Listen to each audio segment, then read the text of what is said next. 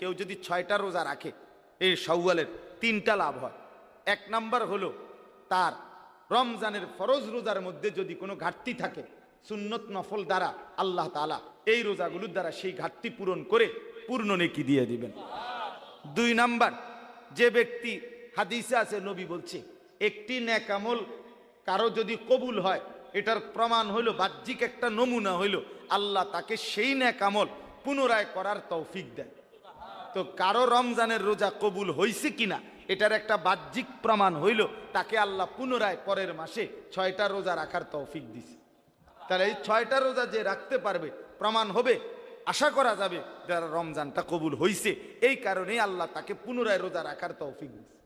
আপনারা একবার সুবহানাল্লাহ কন্ত, আবার কন্ত, আবার বলেন তো। এ কয়বার কইলেন? এই প্রথমবার বলার কারণে এটা কবুল হয়েছে।